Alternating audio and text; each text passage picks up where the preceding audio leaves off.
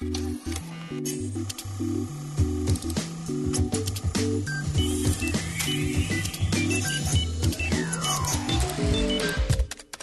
you don't want to buy new furniture and want instead something a bit more distinctive, you'd come to a shop like this, filled with classic 20th century furniture from all over the world. Scandinavia, the USA, Italy. But what about an Australian designer? Well, there is one, an Australian who consistently created original furniture over decades, and his name is Grant Featherston.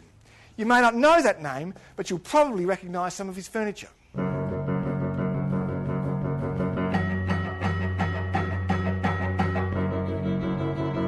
Grant Featherston began designing furniture on the wave of post-World War II optimism. It was a time of rejuvenation when architects, artists and designers began creating distinctively Australian work. Featherston was no exception. His radical design spoke for each decade from the 40s to the 60s. In the early 60s, he married Mary Featherston, and together they designed groundbreaking furniture into the mid-70s.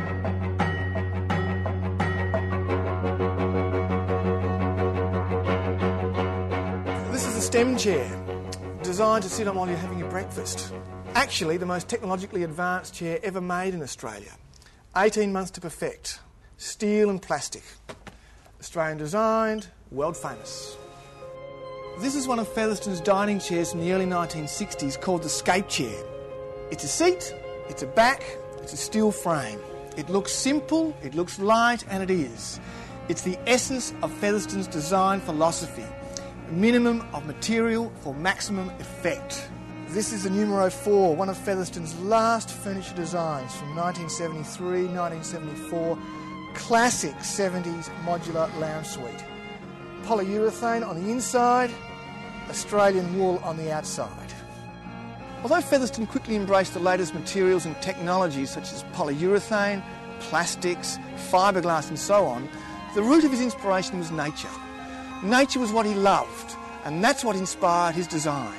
To really see a Featherston chair properly, though, you need to see one in a house, in its natural environment, so to speak.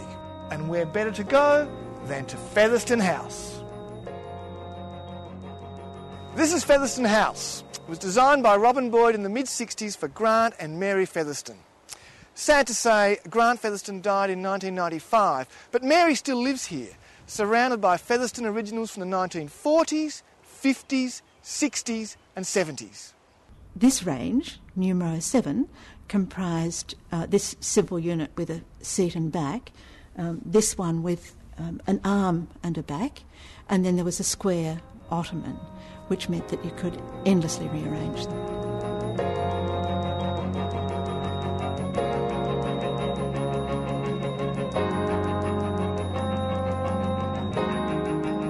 This is the ball chair that was also designed in the mid-70s in moulded polyurethane foam, and it comprises 2 hemispherical shapes which are about 50 millimetres thick, and they're glued together and filled with polystyrene beads, so that when you sit into it, you can move the beads around to support you, and when you get up, it springs back to its spherical shape. You could say it's the simplest form of chair you could imagine, a ball. These models, designed in the mid-70s for a one-piece plastic chair, represent a distillation of Grant and Mary's design philosophy. Minimum material for maximum effect. Sadly, they also represent the end of their furniture design practice. They were unable to find a manufacturer willing to put them into production. This disillusioned them so much they called it quits and put their energies into designing interactive learning environments for children, a field in which Mary still works today. But the name Featherston will forever be associated with pioneering Australian furniture design.